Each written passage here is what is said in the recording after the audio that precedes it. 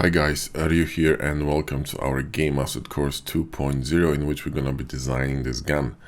Now before I started recording this course, I actually went ahead and designed this rifle from scratch. So what you're seeing on the screen is actually something I did before the course was recorded. I wanted to make sure the design is up to the standard and it's well balanced and makes you think the gun is believable. You could grab it and shoot with it. So that was the point, to make a realistic looking weapon. At the same time, make a weapon that is a sci-fi weapon. So it's a blend between something classic, like a Winchester, kind of a lever action weapon, and energy weapon, because you can see it's not a ballistic weapon, it's actually an energy weapon with a cartridge here. And it's a medium range sort of a sniper rifle, so very compact, very cool design. So what we're going to be using in this course, we're going to be using an outline, sort of a silhouette of this gun to trace our main block out to achieve two things. One of them is going to be achieve a perfect balance, because I really took my time to make sure that this design and the ratio of the receiver, stock, etc. is actually well balanced. So it's going to be easier to achieve that and reproduce that. So we're going to trace just a major block out of this gun. And two, it will actually help you understand how this works and how to create a block out, or borrow an idea from someone else and sort of trace something and then build on top of it using your own imagination and style. So occasionally, you can just get inspired with someone else's work and you want to borrow some elements from it. So this is going to be a good good exercise to learn that. So anyway, this gun is the prototype, you can say. We're going to be changing a few things in it. For example, I think the trigger could be done a bit better. There's not a great transition here in this area. I don't really like that, so we can do this better. But other than that, we're going to be kind of sticking to this design because I really like it and I think it looks pretty cool. So let's hop into Blender. Let's just close that, and we're going to be using Blender 3.1, and one of the reasons for that is that, actually the only reason for that is that my screencast keys add-on wasn't really working very well in 3.1. I don't know, it just switches itself off mid recording and stop registering keystrokes. You just you can see it's just a mouse, but there are no keystrokes, so that was a little bit disappointing. So I'm gonna try Blender 3.1 alpha. It's an experimental build, but you can follow in Blender 3.0 is the same thing. Now I'm gonna be using 4 add-ons. I'm gonna be using HardOps, Box Cutter, and I'm gonna be using Machine Tools and PowerSafe. And if you would like to learn about settings of my add-ons, you can watch the video I recorded separately, and you can learn about all these settings I'm using and how to set my UI interface, so you can actually have the same look of Blender that I do, and it's gonna be maybe easier for you to follow. Now we're gonna be using, like I said, the cutout of the weapon. You can find the image of this cutout in the project files, and it's a JPEG, and we're gonna drop it here in our scene. So before we drop an image here, we need to actually set our scene correctly. So we're gonna go to tilde key and right view and numpad 5 orthographic, and then we're going to drag and drop this JPEG into our Blender. So simply drag and drop it and just drop it somewhere here. Now you can see that this origin point is not really aligned with the cursor, so it's not aligned with the word origin, which you can very easily fix by simply selecting this image, Shift S and to cursor, which will rotate our image a little bit. So we can RZ and 90 and then RY and 90. And again, side view, orthographic, and we're good to go. Now we're gonna add a cube and let's see how our scale looks. Well, cube is 2 by 2 meters. So, I mean, this gun is not 4 meters long, but we can play with sizes later on. We don't have to do it now. We can actually adjust the scale later on. In fact, if you would like, we could make this even bigger, because it's going to be easier to perform certain cuts and operations, and we can scale the gun down later on to whatever scale we want. We can parent this to an empty and scale the whole gun down. Not a big deal, so we can do it later. Okay, so I would actually make this bigger. We're gonna be easier to add shapes and sort of cut things out. It's just things are easier on a larger scale. Okay, so I'm gonna remove this cube because we will not need that. I'm gonna run a PowerSafe here, I already have a save file, so if you saved your file once, then you can just simply run a power save. And we're gonna do this with box cutters. So let's enable box cutter with Alt W, press D, and choose N-Gon. And we're gonna start tracing this shape. Now, before we start tracing, we want to make sure that we cannot select this shape by mistake. So what we're gonna do is select that, and we're gonna go here and enable this option and uncheck it, which will make this image unselectable. So there's no way we can select it by mistake. Now we need that because we want to trace on top of it, so it's going to be much easier. So we're going to be using our box cutter for this, and when you start tracing or cutting with N-Gon without anything selected, now with box cutter, when you start tracing or drawing in cutter without anything selected, you're going to be actually creating a shape. This is the function we're going to be using for outlining this gun. So let's go back to N-Gon, and let's follow these cutout lines that I created quite closely, and we're gonna be able to reproduce the shape quite well. So let's go up here, and then move your mouse here, and I can see that this angle doesn't really fit, so we can hold Control to freely adjust this angle here. Click here, then release your Control, so it's gonna be a straight line again. Go somewhere here, and then we're gonna go down here, and we're gonna go up here, hold Control again, then trace here with Control pressed, and then we're gonna trace down here, and then down here, and then somewhere up here. And now when you go up, eventually you'll see the dot is gonna be highlighted. That means that the line here is actually flat, okay, on the y-axis. So we're gonna click here, press E, middle mouse button to rotate, and we're going to kind of, make it thicker. This kind of a thickness should do. So now with this blocked out, we're going to grab these two edges and we're going to be beveling them. But before we bevel them, we need to talk about something important. When you create a game asset, you need to make sure that it's going to be easy to optimize it, meaning create a low poly. So if you're going to create a bevel, you want to maintain the even number of segments. And what I mean by that is that when you bevel, you can see on the bottom here, it says segments in brackets 12. You don't want it 11 or 9, you want it 10, 12, 6, 8, etc. Even number, okay? So when I created number 12 bevel, so there are 12 segments in here and 13 edges, you want to be able to select every second edge of that bevel inside, and when you dissolve these edges, you simply halve this bevel in terms of resolution. And I can keep going until, the bevel basically disappears to almost nothingness, right? You don't want to touch these outer edges, especially when you work on faces that are flat, like here. Because when you remove this edge, which is a supporting edge, or this one, okay, or you move them, you will change the way this face here is being shaded, okay, this face. So you want to be able to only remove these edges in the middle, every second one, okay? And to be able to do that, you need to have even number of segments and uneven number of edges, all right? So when you're going to bevel something in a high poly model, you always need to use even number of segments as long as you need it for optimization, okay? So Control B, we're going to bevel that in orthographic view here. So Control B, 12 segments is enough, I think, and we're going to create like a arch here, and grab this one, and we're going to do the same thing here. Now you see that we're probably going to have to move this one a little bit on on y-axis, maybe somewhere here. Let's try that now. That's a little bit better. I think that's perfect. We can also use 12 segments here, no problem. That's fine. And then we're going to bevel this side here. So select that with Control and Control B, and now when I'm gonna be beveling this, you'll see that this bevel is gonna hit this this edge here, okay? So watch this. If I'm gonna select that, and this bevel is gonna hit this edge, so don't overdo it, because you will be sort of deforming this bevel here quite heavily. Another thing is that you don't want to go across this half of the shape, so you don't want to encroach on the second half on the left side of the shape, because we're gonna be mirroring this to the other side. So this bevel should be quite reasonable, okay? So let's bevel this, and let's see, well, something like this maybe. Something like this maybe is fine. I think maybe that's too much. Maybe something like this is reasonable, okay? This is reasonable. And here, the same thing, we can bevel this. You can hold Shift if you want to.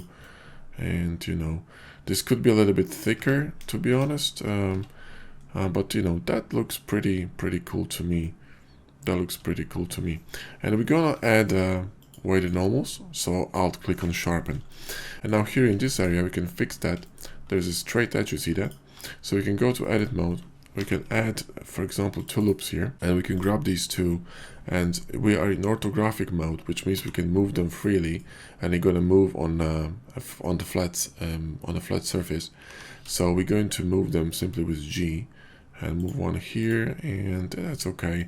Grab these 2 and GG, so we're going to move them on this arch of the bevel, GG, and move them in here, and you know, GG, and move them over here. And then what we're going to do is going to select this, Control select this, we're going to go to Edit Preferences, and we're going to enable Loop Tools, and let's enable that. In fact, we're going to enable a few more add-ons here. We're going to enable Bolt Tools, which is enabled. We're going to enable Edit Mesh Tools. We're going to enable Copy Attributes Menu. We're going to enable 3D Print Toolbox.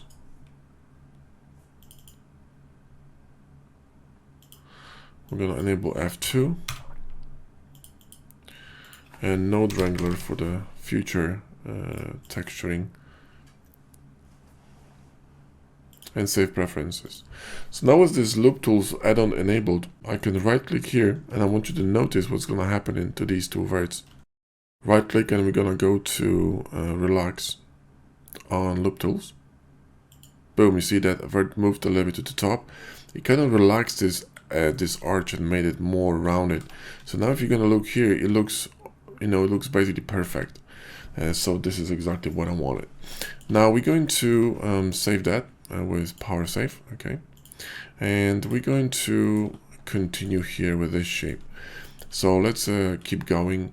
Now this shape is really easy. We can actually borrow this face to create this shape.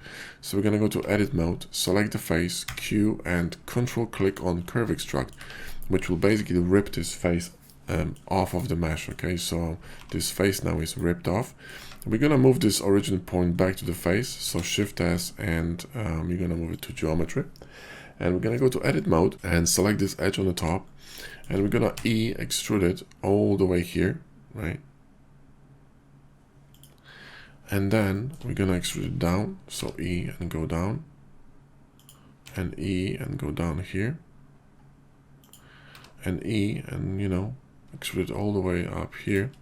And then we're going to combine it with machine tools. So go to vert mode, select this, shift select that, and press 1 and 1.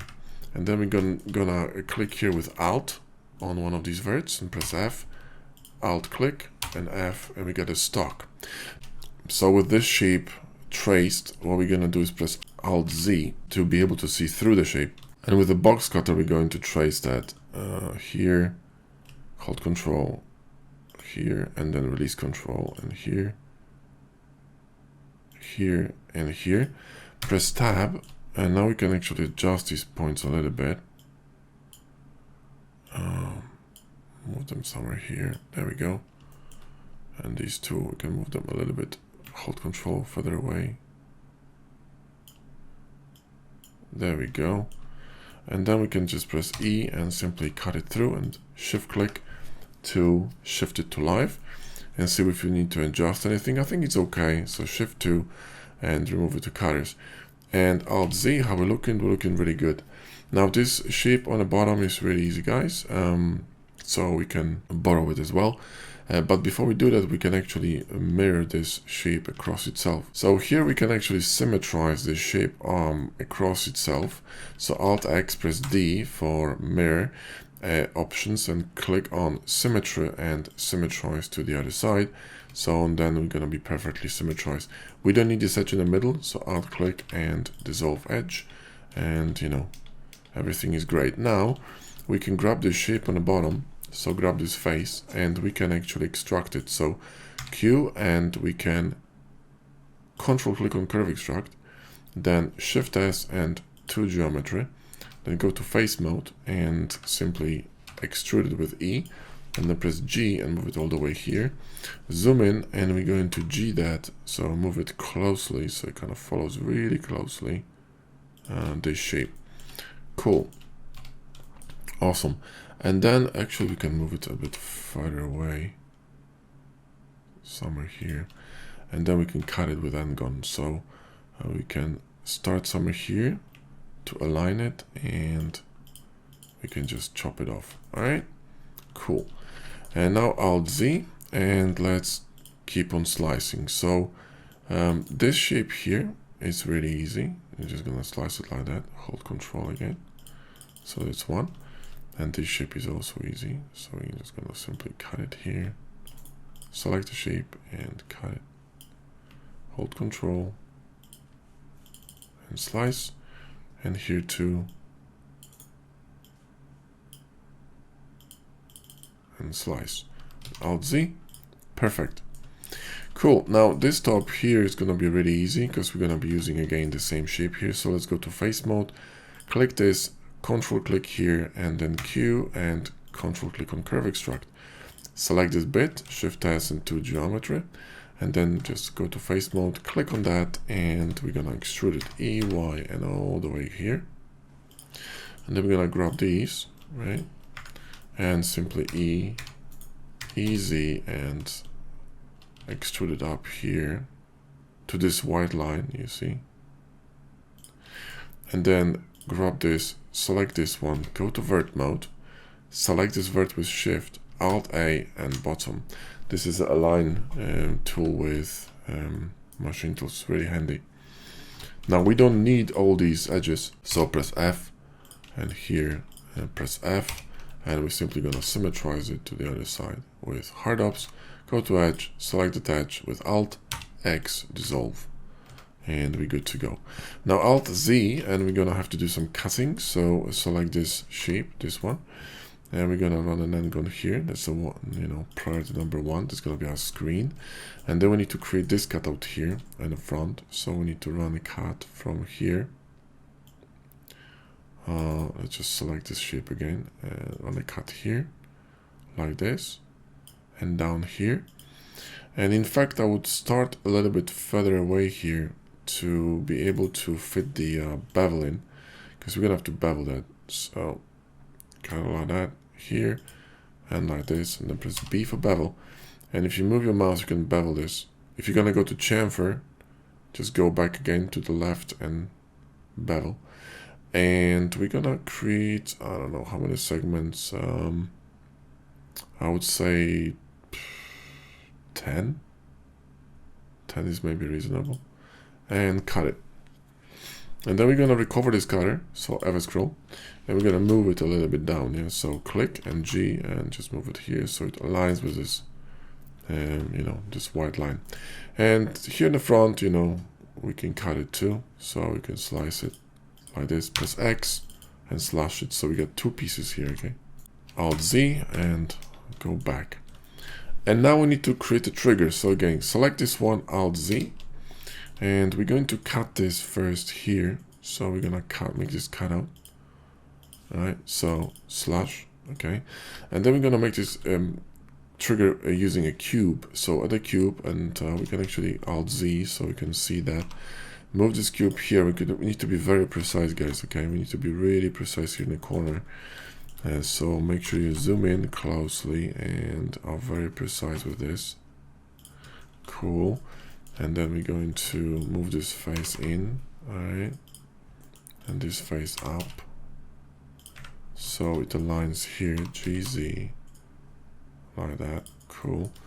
And this one needs to align with this cut here. So again, get close. GY, move it in here. It's actually, could be actually a little bit higher, to be honest. So let me see that.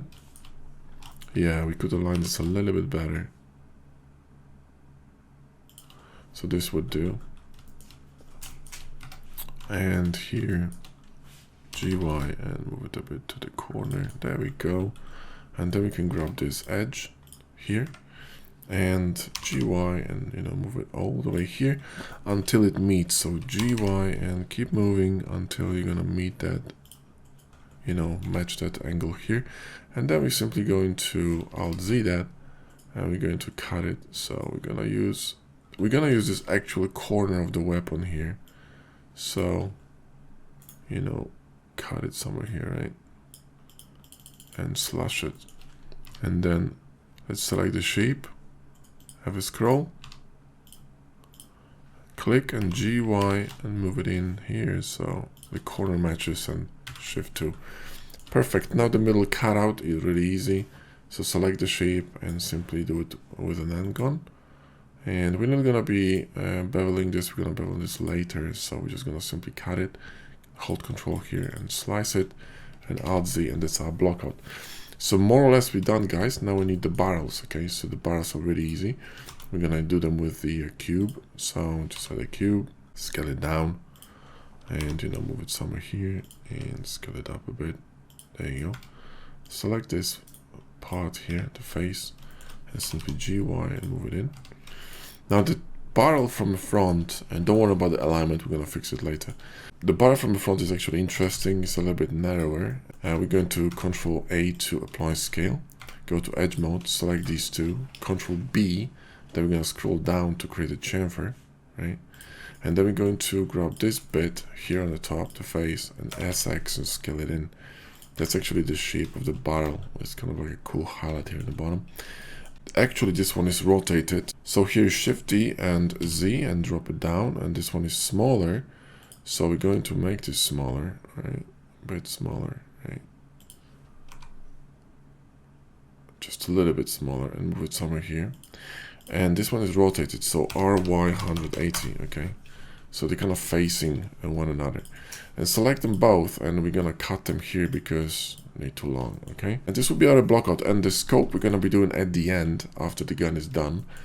So we don't have to worry about the scope right now.